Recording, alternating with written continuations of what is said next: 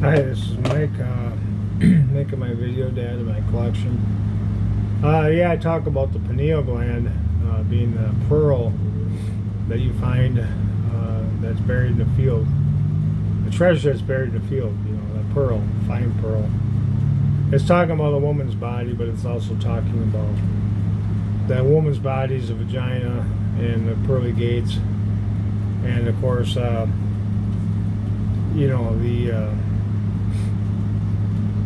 uterus and the vagina and all that gives birth to a child,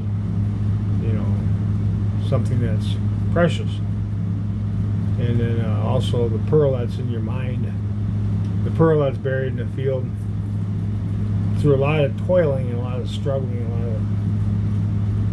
of work. That pearl gets found. They're talking about that insight.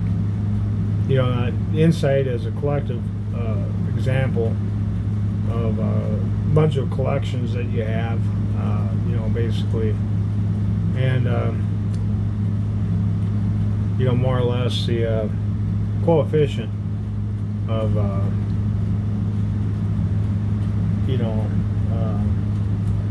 enlightenment. So you find that fine pearl that's priceless, your mind, that's with you for eternity. Regardless, it can't be taken away from you. It's a fine pearl. Maybe it's a woman too. It doesn't always have to be a man.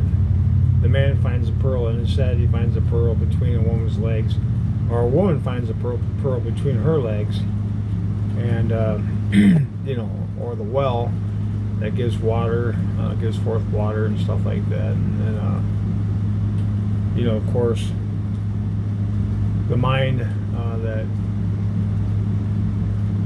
never ceases to amaze me, as far as the things that you can come up with. You can sell that pearl at a great price and make money off of it. You can sell your child, you can sell a woman's body, she could sell her body. I could sell my mind, my intellect, and use that pearl. Your mind can be your best friend. And it basically has to do with that insight that goes along with that. So, anyhow, that's really what that amounts to is the pearl of wisdom. But it's not always talking about, don't cast your pearls before swine. It means the Gentiles, don't talk about your insights. I think what they're talking about is a Kabbalah. They're talking about a Jewish woman, a beautiful Jewish woman, being with Gentiles, and of course, people of this world is really what they mean by Gentiles, and people that are outside the gates, the dogs and the Gentiles, and the Pharisees, and they're talking about all those things that are outside of the human experience with spiritual people. So, people of the world, you're not really supposed to commingle your ideas. You're not supposed to be yoked with a non-believer. You're not supposed to be basically yoked with a wife or a woman, more or less. That's a harlot and a woman that doesn't value the insights that you have. So, my mouth, gives birth to all the ideas that I talk about. The spoken word, and of course the written word, and of course we're in a knowledge explosion nowadays, where people are at that point, where there really is no shortage of knowledge. And they talk about bread. They're talking about the bread of life. Basically they're talking about manna bread, ergot bread. But they're also talking about just plain bread that keeps you alive. And they're actually talking about spiritual knowledge as far as bread goes. So anyhow, that's really where I'm at with things. Had a discussion with a friend of mine, and we talk, but he he gets to the point where he really doesn't have a lot of energy or a lot of ambition. And I do talk to him to comfort him. And he seems like a nice guy. He means well. He's got an interesting past. It's just we don't really talk for too long. Usually an hour or so, maybe 2 hours at the most. But anyway, it talks about that pearl, that pearl of wisdom. You know, basically the pearl that's buried in the field that you find. You open the treasure, you know, the treasury, in that pearl of wisdom. It could be one insight, it could be many. It could be that one little coefficient, you know, to that formula that basically solves the whole problem or has the whole solution. It talks about bringing darkness to the light, and the darkness will be dispelled in the light, you know, the light of reason. Or, you know, in the morning the light comes and then you basically see things for what they are. And you think about things, you have the dark night of the soul, but then you wake up in the morning, the light comes and sheds light on it. It talks about the light of reason. But you bring things before the light as far as things go with court, and as far as things like that are concerned. So anyhow, you know, this whole discussion that I'm talking about right now basically talks about how, you know, light of reason, and your mouth, you know, you're basically, and your vocal cords and all that give birth to different ideas, spoken word, thoughts, words, and deeds, and your actions solidify those words. You know, the good thing is, you know, is that those things that you have, you know, a lot of things will disappear from you, but you know, your inheritance can't be taken away from you. So yeah, okay, I might lose some stuff during the whole process, but you know, those things are restored to me. My sanity gets restored to me, and then basically that's really where it's at. So things that get taken away from you, whether it be financial things, your family, you know, providing I didn't have a vasectomy, you know, I would be able to have more kids, which I wish I would have. That's one of the things I do regret. But then again, I would regret it. It says, "Blessed is the womb that gave birth to you." And Jesus replies, "Yeah, well, there'll be days that you'll say, blessed is the womb that didn't give birth to somebody, or the breast that didn't give milk."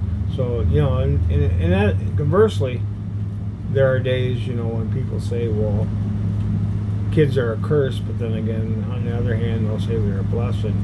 So that's really what that means. And then also, with that being said, you know, the Holy Spirit and his mother, he's talking about his true mother, and the mother that gave him contempt and basically gave him falsehoods. And he's really what he's talking about is, you know, conversely, the Holy Spirit, you know, gives you falsehoods because, you know, in a sense that it's an illusion that we live in. And you know, it talks about his true mother, the one that gave him life. You know, maybe the Holy Spirit is what gave him life, then maybe his mother gave him life, or maybe it was one or the other, the one. You know, so you think about it, there's that way too. So he spoke, you know, in a lot of overgeneralizations of terms. It's not withstanding, you know, to say that that's true to form. It isn't. You know, sometimes, you know, the Holy Spirit, you know, basically opens a doorway to you to reason, you know, but then again, you know, in many ways you see that everything is an illusion anyway. It's all fake. It's all just chasing after the wind. And that's really what the wind is the Holy Spirit. It's chasing after it. And a lot of people go through great lengths and they chase after the wind, but then they realize that everything is temporal, and like it's being said, you know, nothing is real. Everything you look at is false.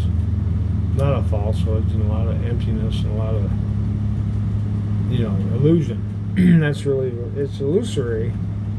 That's really what this world is. There's people that kill, and there's people that go through great lengths to have money, and they realize once they've had it, that's not necessarily the cure for happiness. In pursuit of happiness, sometimes, we do things and say things or act a certain way or do things a certain way, just simply because we want to have happiness. And you think about it, how big of a price do people pay for happiness? And with that being said, you see that there's a lot of falsehoods. So yeah, I do a lot of posting of videos. I do a lot of talking. I experience bipolar disorder in all its greatness, but then all its emptiness as well. So with that being said, there's a lot of things that people have or do or whatever that are just empty in their pursuit. Like Buddha with the flower. And what he was talking about, it's just a flower. It's like why are people putting such an emphasis on that? It's kind of like people are so attracted to certain bumps on a woman or certain spots on a woman and this and that. Like Sadhguru would talk about it. That's really all it is. It's just falsehoods. It's chasing after the Holy Spirit. The Queen of Heaven. You find the Queen of Heaven, it doesn't necessarily mean it's a woman or a personality trait, the Holy Spirit. It could be a little bit of both. It could be the helper, it could be your wife, it could be your girlfriend or whatever. But then you think about it, the woman has a game that she plays, and we're all benefactors to that game, but the thing is, we're chasing after the wind. That's really what it amounts to. And so what else is there? You get the drives that people have, the pride of life and the desire of the eyes and the flesh. So you have those things, the pride of life, the desire of the eyes, the desire of the flesh, and different types of pursuits that we have. We're all human. We're all open to the idea that we could be fallible, and ultimately that's all we really had. The family's going to go someday. Your pride, your possessions, pride and joys, your beautiful car is going to rust. That woman's age is going to age. That beautiful flower is going to lose, or that beautiful diamond is going to lose its luster to an extent. Meaning not so much that they fade. They fade in the sense that you're with them for such a period of time. The honeymoon phase goes away. And, that cracker in the end of the day is just a cracker. It's nothing more. So, then you think about things that used to really intrigue you, things that really brought you to the point where you were really intrigued. Those things fade away. And those things lose their luster, and of course certain words don't have any meaning anymore. They used to have a lot of prominence and importance to you. But then again, it talks about like the Bible or the written word, the word of Christ, will never fade, and it will always withstand the test of time. But then there's other philosophies, with the pendulum effect of things. What's legal today is illegal yesterday, and what's illegal yesterday is illegal today. So it's kind of like, the shifting sands.